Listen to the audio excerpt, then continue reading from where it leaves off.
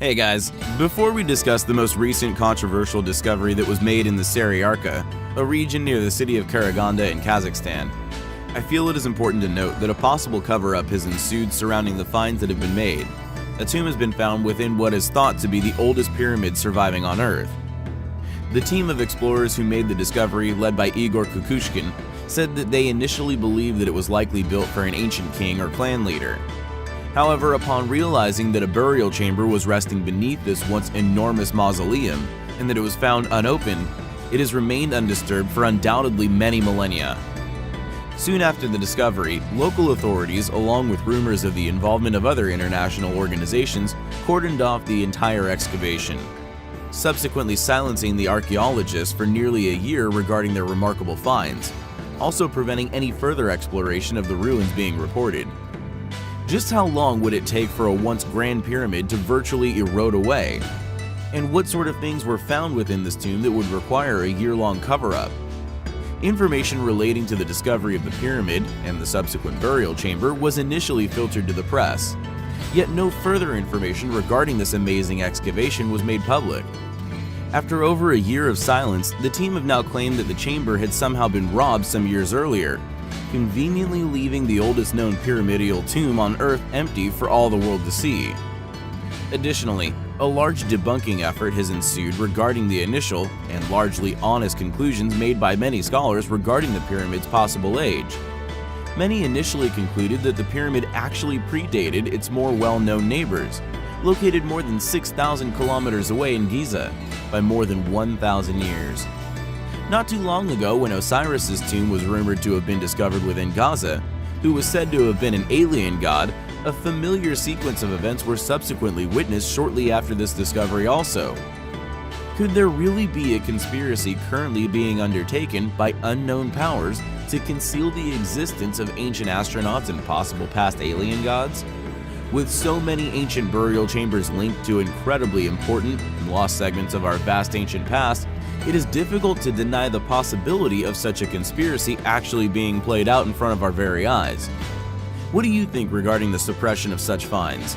Are the accusations of a conspiracy sheer paranoia? Are these operations just protecting the discoveries from possible corruption? Or could there really be aliens buried within the tombs of pyramids that dot the Earth? Or possibly even further afield? Thanks for watching, guys, and until next time, take care.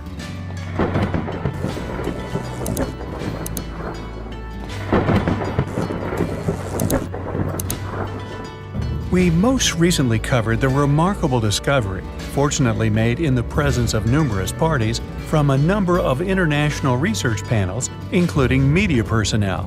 Fortunate for reasons we previously covered in our last video regarding the difficulty when such an event occurs in such a situation to suppress it in the modern age, and the subsequent unusual characteristics of said discovery. A discovery the world has been fortunate to witness, further cementing mounting evidence for the past existence of an ancient giant civilization. With this next discovery, although completely different in characteristics, we feel its scale alone, with other intriguing features, makes it as equally perplexing. An apparent polar opposite approach in some areas, such as methodology and symbology, even including stone selected. Yet another enigmatic mystery currently sprouting up all over the Giza Plateau. What we found initially interesting was, just like the other enormous tomb we have covered prior, its sheer size, estimated at nearly 9 feet tall and 3.5 feet wide just on the insides. Amazingly, it also initially appeared and was initially presumed to have still somehow been a mysteriously hermetically sealed tomb. This is where the open presses line runs out, unfortunately, for although it would seem the sarcophagus has indeed been opened, it has been done privately by the Smithsonian Institute. The details of what was found inside, what sort of remains, and indeed their claimed identity, continue to be a closely guarded secret and a subject of hot debate, with the Smithsonian merely stating, "Further examinations on the body found inside are being conducted." According to the head of Egypt's Supreme Council of Antiquities, quote, There has been a remarkable find in the coastal city of Alexandria. During a routine excavation, experts uncovered a baffling Ptolemaic stone sarcophagus. It has been hailed as a major find, as it can provide insights into the great Hellenistic period in Egypt and its unique culture." End quote. Regardless of academic historians and certain institutions instantly pushing the notion that they know all about this incredible find, and also what exactly could have been found within that black sarcophagus, we find the ordeal highly compelling. There are varying, unexplainable ruins, which, either due to their location or sheer enormity, are almost universally known and recognizable. Yet nearly all possess hidden factors and layers of truth within, simply unexplainable by mainstream academia. Yet, along with these tourist magnets, there are an equal number of ruins not well known, some due to their remote global position, but others due to being actively ignored, and it is these in particular which are of interest to us. As this motivation to ignore such sites must be based on an ulterior motive, this lack of academic funding to explore such sites, we believe, and also have discovered to be true over and over again, lies within their controversial and inexplicable nature. And like a set straight out of Indiana Jones, the claimed lost tombs of Mitla are of no exception. Hidden within the Mesoamerican sites of Mexico, it is indeed visited by tourists, yet many are left perplexed once they depart. This labyrinth of carefully constructed megalithic tunnels, when looked at critically and honestly, baffle all who investigate the site. Unique factors include its unusual yet impressive structural design, its competent, delicate stone-cut patterning, not even attempted to be attributed to being Mesoamerican, and simply the overall bizarrely unique method of construction. We feel it has been claimed and either lazily or conspiratorially simply written up as a Mesoamerican ruin, with its location nestled amongst this enormous, magnificent complex of pyramids, a still existing part of the lost ancient world, vastly helping in this attempt to explain away its origins. Some of the monolithic lintels employed in the passages of this site, some claiming as an ancient palace, while far more believing it to have once been the now lost tombs of Mitla, possesses a particularly large collection of stones. Known as the columns group, measuring 6 meters long, a series of solid basalt megaliths with an estimated weight in excess of 30 tons. The stones came from quarries located a distance of over 10 kilometers away, carried from the lower side of a valley. As mentioned, the location has been coined the Lost Tomb of Mitla. Yet the reality is that Mitla was not a person, but is a long-sought location for the burial of incredibly important historical figures. The name Mitla derived from the Nahuatl name of the same spelling, meaning the place of the dead or underworld. Thus, it must be noted that although this site is of an extraordinary nature, 9 miles away, other megalithic tombs built from equally massive megaliths have since been found, shedding even more doubt on its true purpose being that of the tombs of Mitla. Yet, regardless, to academic claims that it is a standard Mesoamerican ruin, we find such sites highly compelling. Countless talented, valiant souls, spanning all throughout modern history, have been publicly lambasted for their troubles. Not only are such readings and results regularly scoffed at, and any subsequent finding, all stemming from their honest admittance that their data showed evidence of inhabitation with, quote, underestimated prehistoric dates.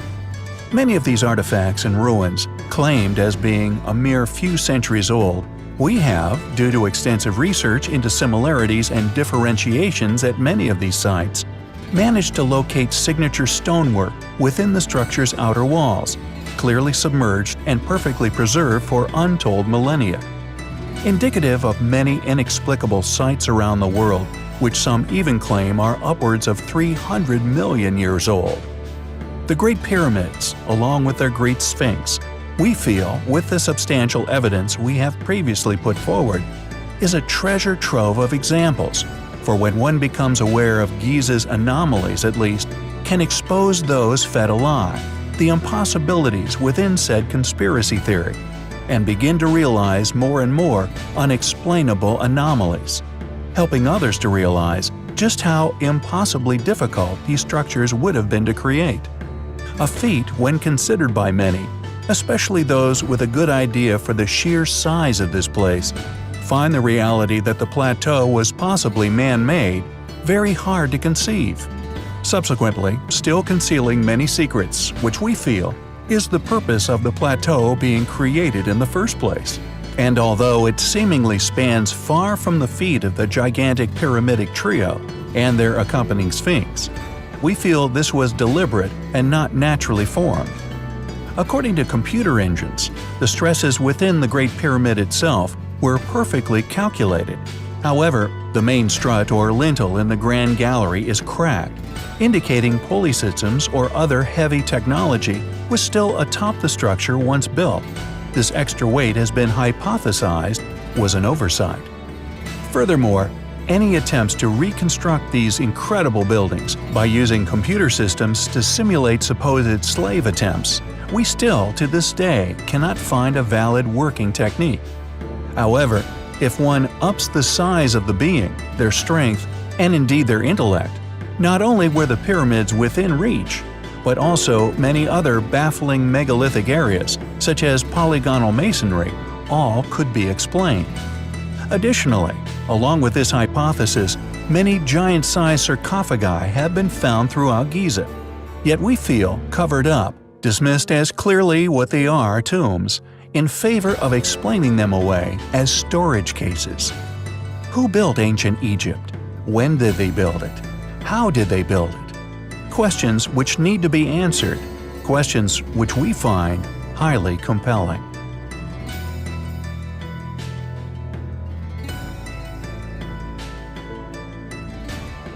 On the 25th of January 2011, the streets of Cairo were being ravaged by a rioting population, demanding the end of President Hosni Mubarak's 30-year regime.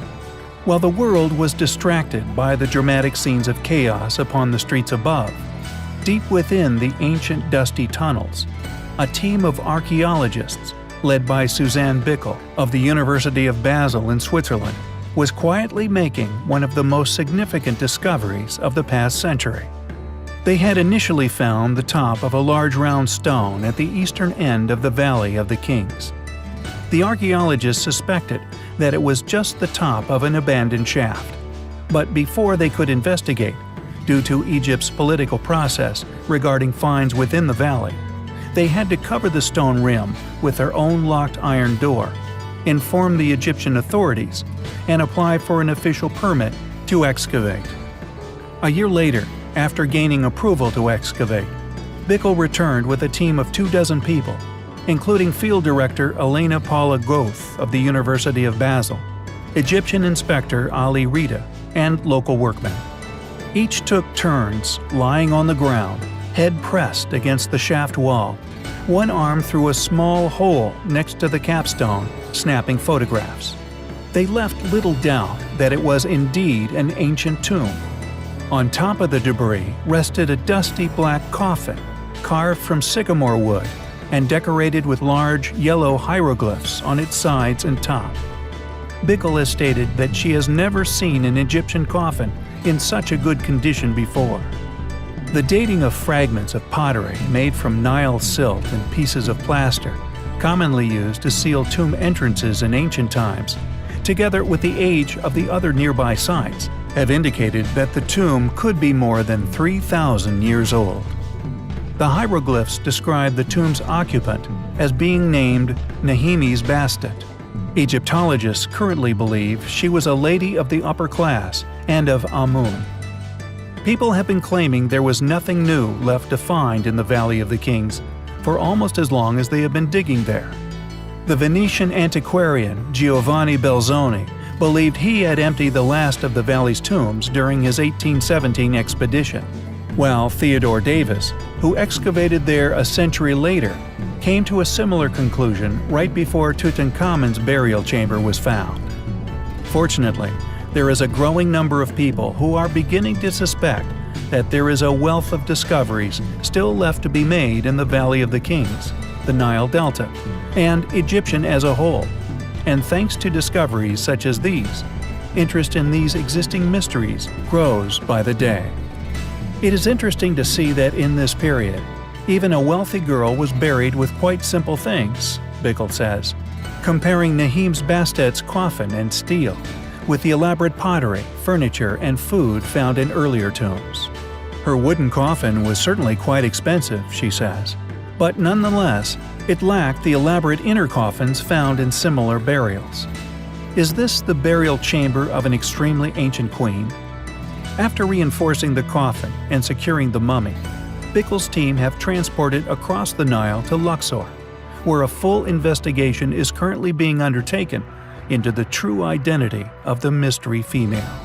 With substantial insight into the controversial finds within ancient Egypt, we personally suspect that often the tombs, which appear the most crudely designed, containing wooden sarcophagus, are generally found to be the most ancient. Furthermore, their hieroglyphic writings were often far more exquisite in nature.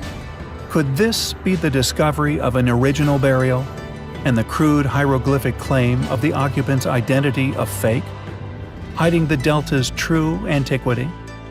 A secret many fringe scientists have begun to believe is being protected by Egyptian antiquities. Many have come to suspect the Egyptians merely copied the original builders of the pyramids, after taking occupation of their structures many years later.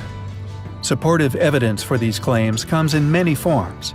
Erosion upon the pyramids, and especially the Sphinx, including over 100 underground chambers we are currently researching, discovered under Giza in 1995 by a team led by Kent Weeks, which also show strong evidence of several flash flooding events involving seawater throughout their long existence. The lack of any written detail pertaining to the construction of either monument in any hieroglyphs found in ancient Egypt, and so on. We find it incredibly intriguing that more was not made public regarding this amazing find, which leads us to suspect it may be a highly important, albeit highly controversial discovery. We will continue to do research on Nahim's Bastet, and will endeavor to keep you all informed regarding any notable findings. Many precious artifacts have been recovered within Egypt over the years. Many ancient Egyptian tombs found intact, untouched for millennia, still containing the valuable items left for their kings, with the intention of their beloved pharaoh's use in their passage to the afterlife. And with the mountains of gold and glistening jewels which have captured the attention and the hearts of those who have explored these ancient archives, a lot of the most astounding relics go largely unnoticed. The solar boat could be seen as a particularly good example of this mass overlooking of the most interesting of things. At the foot of the Great Pyramid, once beneath several multi-ton, precisely placed blocks of limestone, lay the Khufu ship, a full-sized ancient Egyptian vessel sealed into a pit over 4,000 years ago. Why is more not heard regarding this astonishing find? Strongly believed to have been built for Khufu, King Cheops, who was the second pharaoh of the 4th dynasty of the Old Kingdom of Egypt. The ship is now preserved in the Giza Solar Boat Museum, built at the site in 1985. It is completely dedicated to the preservation of the boat, possessing state-of-the-art preservation technologies. Khufu's ship is one of the oldest, largest, and best-preserved vessels from antiquity. It measures 44 meters long and 6 meters wide. It is also acknowledged as the world's oldest intact ship, and has been described by all in the know as a masterpiece of woodcraft. It could sail today if put into water. However, what is clearly the most amazing fact regarding the solar ship: the vessel was never intended to sail on water. The solar boat was built to sail through the air.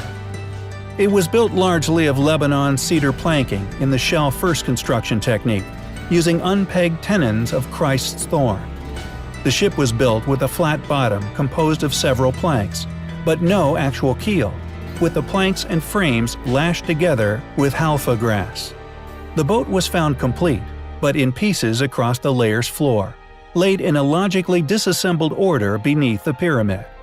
Subsequently reconstructed from the 1,224 pieces which were laid out in order over 45 years prior. It took several years for the boat to be painstakingly reassembled, primarily by the Egyptian Department of Antiquities chief restorer, Ahmed Yusuf Mustafa. Before reconstructing the boat, he had to gain enough experience on ancient Egyptian boat building. He studied the reliefs carved on walls and tombs, and many of the little wooden models of ships and boats found in tombs. Ahmed also visited the Nile boatyards of Old Cairo and Mahdi, and went to Alexandria, where wooden river boats were still being made. It is now believed to have been known as a solar barge, a ritual vessel to carry the king with the sun god Ra across the heavens.